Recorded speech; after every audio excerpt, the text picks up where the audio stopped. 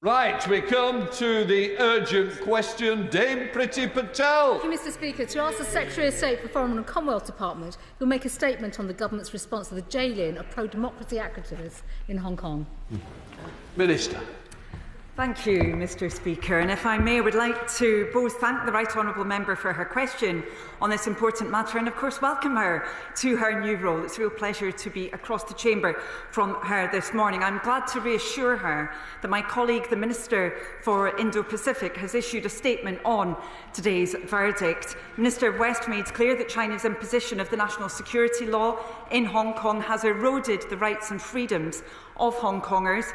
She made clear that the sentencing decision was a clear demonstration of the Hong Kong authorities' use of the NSL to criminalise political dissent. Indeed, as she said, the so-called NSL 45 were guilty only of exercising their rights as guaranteed under the International Covenant on Civil and Political Rights and Basic Law, of exercising their right to freedom of speech, assembly and of political participation. China's imposition of the NSL in Hong Kong has eroded the rights and freedoms of Hong Kongers, and the UK Government will always stand up for the people of Hong Kong. Foreign Secretary. Speaker, the jailing of 45 pro-democracy campaigners in Hong Kong under the draconian national security law is appalling. It's a serious blow to freedoms in Hong Kong. The harsh application of this disturbing law to suppress people in Hong Kong cannot go unanswered. In government, my party consistently championed that this law should be repealed. We gave safe routes to BNOs needing protection, and I'm proud as Home Secretary then to have established that scheme. We also publish reports twice a year, Mr Speaker, on the situation in Hong Kong to raise our grave concerns about the erosion of freedoms with the Chinese authorities and at the UN. Yesterday, the Prime Minister met President Xi and said he wanted a respectful relationship. A relationship where both countries try to avoid surprises. He even confirmed he had called in the application for the new Chinese embassy. But less than 24 hours later, the Sino-British declaration has been trampled on yet again, Mr Speaker, with this sentencing of 45 pro-democracy campaigners. Where does this leave the government's reset with Beijing? Did the Prime Minister actually secure any commitments on Hong Kong yesterday? Will the Prime Minister now be holding further conversations with President Xi to convey his concerns about this appalling jailing? Why did the Minister this morning for the Indo-Pacific in her statement not call for the repeal of the national security law? Mr Speaker, the official number 10 readout from the Prime Minister's meeting failed to mention Jimmy Lai's case, and we understand the Prime Minister did raise concerns, but that is not enough. Did he call for Jimmy Lai to be released and for the end of this politically motivated trial? And yes or no answer is needed, because there's an important distinction between the two. The UK, Mr Speaker, has a historic and moral commitment to the people of Hong Kong, and we must stand up for their rights under the International Covenant of Civil and Political Rights and Basic Law. This government must provide the mettle that is needed to handle this relationship. Yes, with China, but actually stand up for the freedoms and democracy of Hong Kong and raise their game. Minister. Thank you, Mr Speaker. The Government absolutely agrees about the historic relationship between the UK and Hong Kong, and indeed the current relationship, which is an incredibly strong and important one. And indeed, in opposition, my party supported those measures for BNOs rightly, and we've been crystal clear in our view on yesterday's sentencing. I repeat, it was a clear demonstration of the Hong Kong authorities' use of the NSL to criminalise political dissent. I have to say, however, respectfully to the Right Honourable Lady, that when she seeks to lecture the new government in its approach to China, she should beware of what we saw over the last 14 years. Mr Speaker, a wild oscillation in policy towards China.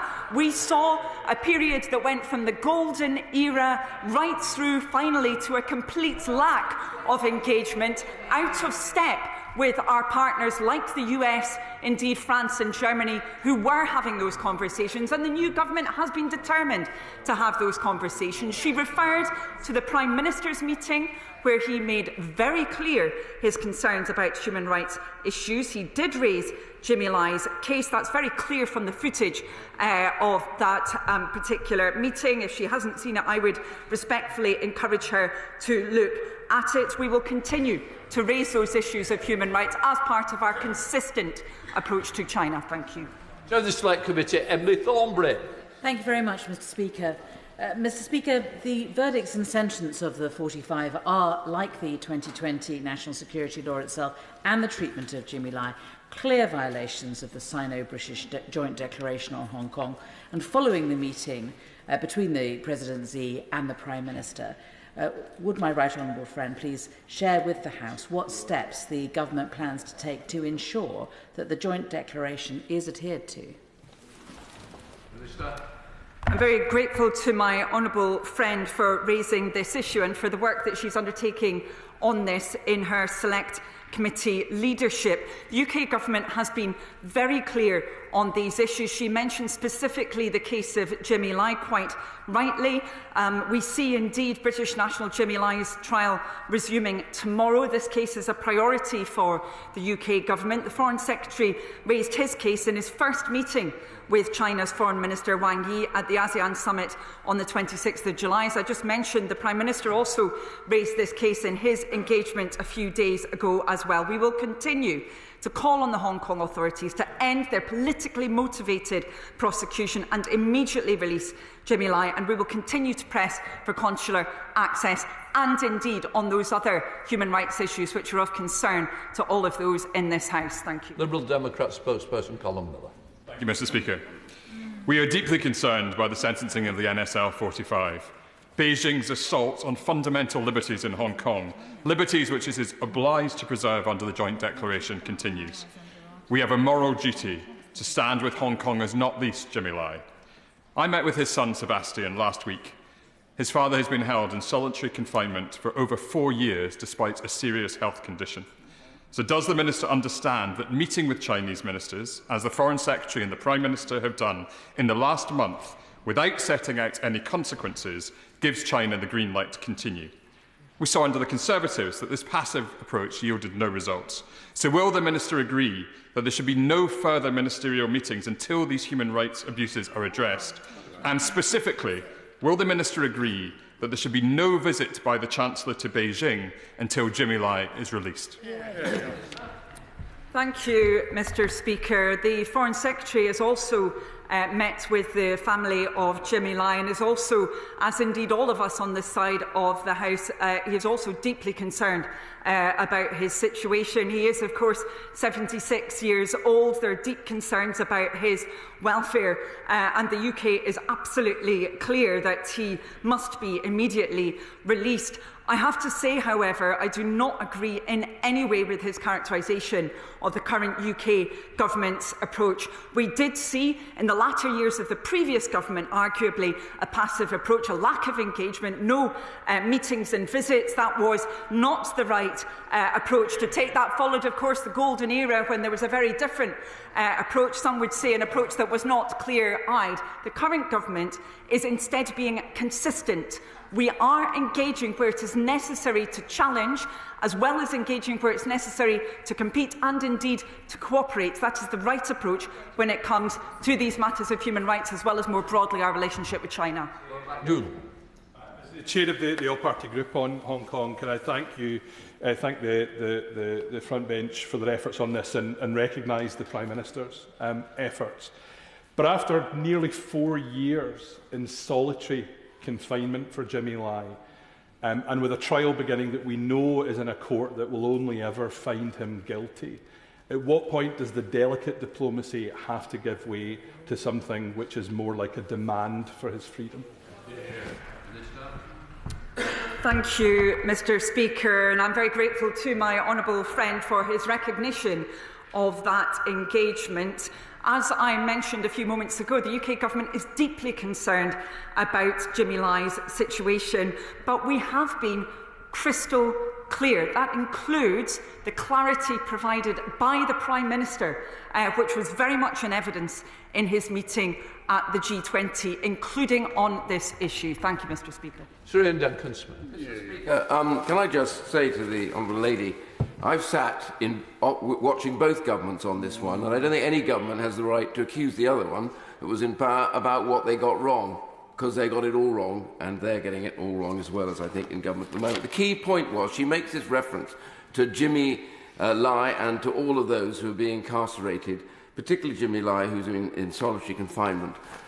But yesterday, when the Prime Minister, quite rightly, started to raise the issue of Jimmy Lai and human rights, all the journalists were cleared out of the room straight away because they did not want, the Chinese government did not want them to hear what he was saying. And just before that meeting, President Xi said on human rights, as part of his 4 red lines, we will brook no interference on human rights or democracy. So I put the question simply to the Honourable Lady. Does she not think that without some kind of sanction, China will go on and on? America has sanctioned many, many senior officials in Hong Kong for these abuses. We have sanctioned none. Doesn't she think it's time for us now to say we'll sanction somebody if you don't stop? Minister. Thank you, Mr. Speaker. I believe it is appropriate to be able to make relative judgments so that we can assess the right way forward for the UK's relationship with China. That is indeed why the UK government is conducting an audit of our relationship with China, so that we can have a consistent approach. We believe that is incredibly important, and so I'm afraid I very respectfully do not agree with him in that regard.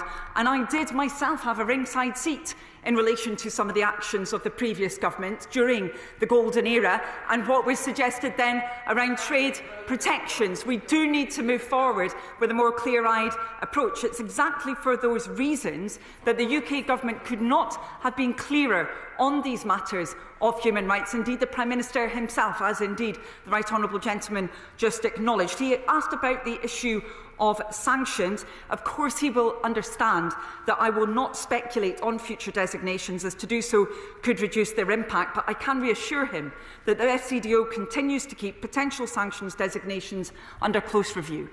Yuan Yang. Thank you, Mr. Speaker.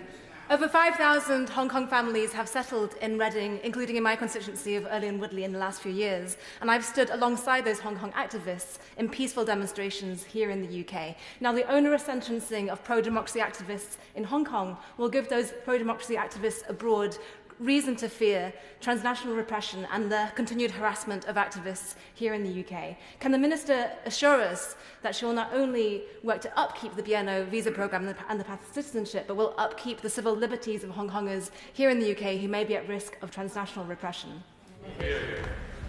Minister. Thank you, Mr. Speaker. I'm very grateful to my honourable friend for raising this, and having read her fascinating book, indeed, which covers issues of human rights within China itself. She's clearly an expert on these matters, as well as with her constituency experience. The UK government's view is that any form of harassment is unacceptable, that political freedoms must be retained. That includes within the UK, that includes for BNOs above all, and we will continue to ensure that is the case. Thank you. Richard Ford. Thank you, Mr. Speaker. In 2023, the Hong Kong police issued arrest warrants for 8 overseas activists under the Hong Kong national security law. What are ministers doing to challenge the extraterritorial reach of the national security law? Minister. Thank you, Mr. Speaker. Well, we were very clear, as indeed the previous government was at the time of the passage of that law. We believe it's incredibly important that when it comes to those both within Hong Kong and beyond it, that they are able to exercise political rights and indeed to politically participate, as indeed we've seen with this group of individuals who have just been sentenced. All they were doing were exercising that right through political participation. So we will resolutely defend that right, including within the UK and elsewhere. John MacDonald. I look forward to the Minister's report on the audit of the relationship with China and the continuum of actions from sanctions onwards that the government is looking at. In the meantime, can I ask her to raise with the Chinese government the case of Calum who is a colleague of mine in Unite, a Labour Party member. She was involved in organising for Unite in the BA disputes over the years. She became president of the Confederation of Hong Kong Trade Unions, stood in the primaries, lost, but then took no further action. She was sentenced to 4 years and 5 months. Could I ask that the government raise her case, but in particular to raise the access to visits from her family but also for our trade union reps, so that we can impress upon the Chinese government that actually, in addition to us lobbying for release, in the meantime, we need to ensure there's humanitarian treatment of these prisoners. Minister. Thank you, Mr. Speaker. I'm grateful to my friend for his support for the ongoing audit being undertaken by the government of our relationship with China, and also for his the information that he's provided about one of the individuals who's been subject to this sentencing in China. I am aware that there is an Australian citizen amongst those who has been sentenced, but that is information I was not aware of concerning one other of those sentenced in relation to her work within the UK. So it's very helpful to be aware of that, and I'd be grateful if you could send me more information about this. Thank you. Thank you, Mr. Speaker. Today I brought together 118 parliamentarians from 24 countries in the EU to call for the Chinese Communist Party to immediately release Jimmy Lai. It is extraordinary for the Prime Minister to meet Xi Jinping the same week as Jimmy's sham trial resumes. Yet the Prime Minister used just 13 words for Jimmy's cause in his meeting with Xi, and no, he did not call for his release. He just mentioned his poor health. 13 words. What we did learn was the government has called in plans for a new Chinese Communist Party mega embassy as a favour of Xi, and exactly at his request. Why? Minister. Thank you, Mr. Speaker. I am sure that the Honourable Lady, Right Honourable Lady, with her considerable experience, will be well aware of the fact that the Prime Minister was at the G20 Leaders Summit. That therefore means that every member of the G20 was attending. I'm sure that she would be aware of how these meetings work. On this subject of the embassy that she refers to, it is standard for applications to be called in if they affect other governments. Calling in this application should not be taken as any indication of the views towards the merits of this scheme, and as this case is going to be coming before ministers in MHCLG to determine, it wouldn't be appropriate for me to comment further. Mr. Speaker, and I was pleased to join the letter that the Right Honourable Member just mentioned from parliamentarians from 24 countries, and I thank the Minister for confirming that the meeting did take place with Sebastian and the Foreign Secretary. I was wondering if the Minister could outline how we will work with those other countries in a concerted, coordinated effort, because many of them, as we've heard, also have individuals in arbitrary detention in Hong Kong. How can we coordinate across those countries to put pressure to get release of activists like Jimmy Lai? Minister. Thank you, Mr. Speaker. I'm grateful to my honourable friend for raising the need for coordination here. Obviously, there has been that coordination across parliamentarians, which has been very positive to see, and the UK Government will continue to seek to cooperate with others on these issues. We also have had cases, for example, of dual nationals when we've had to work with other countries' governments as well. Thank you. Stephen Gaffney. Speaker, and I'd like to thank the Honourable Lady for organising that powerful letter, and I was glad to be able to put my name to it as well. Given the concessions that were given to China by the Prime Minister, and given the particular responsibility we have to Hong Kong, what did the Prime Minister get out of it? Can the Minister tell us what was the readout from the Prime Minister, and also when she's going to be publishing her audit? And will it, in response to the Honourable Member's question, include the option of sanctions? Minister. I am grateful to the Honourable Member for his question. The readouts can be easily accessed. I won't read out all of it, but I will underline the fact that it makes very clear that the Prime Minister said that he also wanted to engage honestly and frankly on those areas where we have different perspectives, including on Hong Kong, human rights and Russia's war in Ukraine. That's directly from the readout of that meeting. As I said, there's also footage of it that he can easily access and see. I refer to my previous response on sanctions, Mr. Speaker. Desmond Swain. Mr. Speaker, so long as we are limited to saying how cross we all are about our different perspectives, and she keeps sanctions under review, China will take not a blind bit of notice, will they? Minister.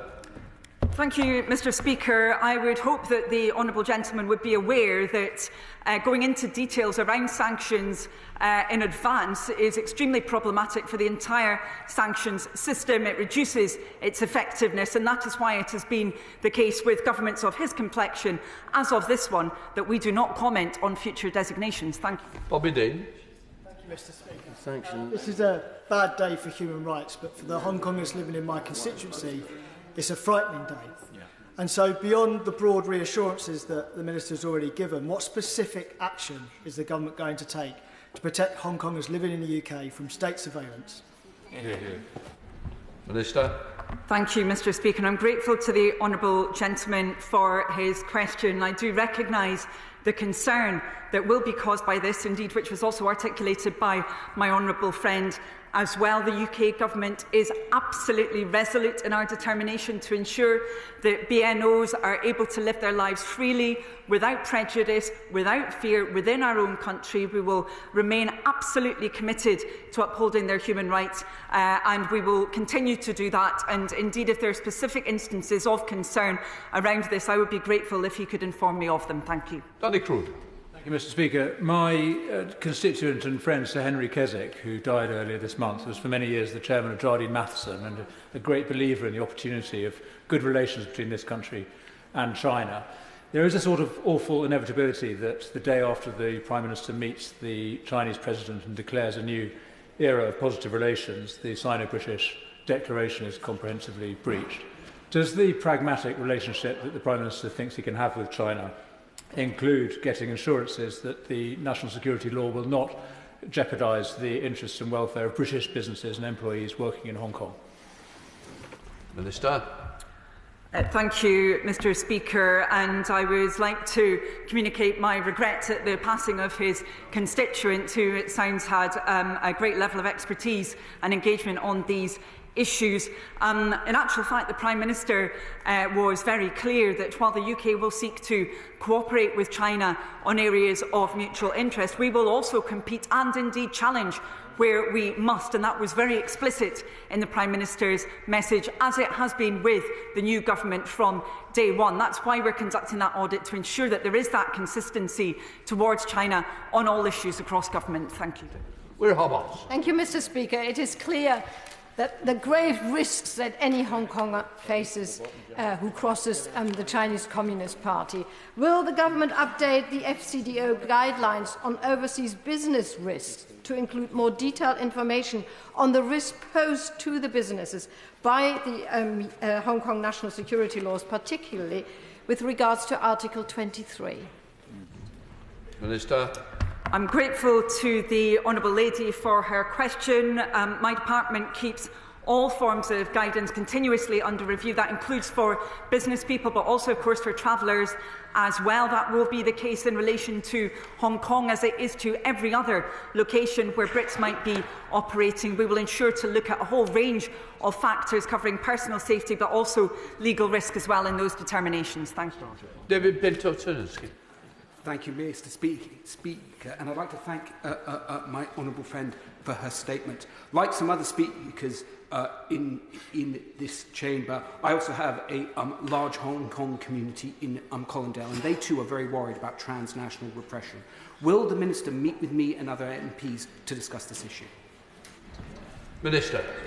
Thank you, Mr Speaker, and I'm grateful to my honourable friend for raising these issues and the concerns of his constituents, which indeed have been articulated by others in this chamber earlier in the urgent question. I would be very happy to meet with him to discuss this, or indeed the Minister for the Indo-Pacific, I'm sure, would be delighted to do so. Thank you. No, Hara. Thank you, Mr Speaker. Last month, the Foreign Secretary told the House that he had made the release of Jimmy Lai his priority.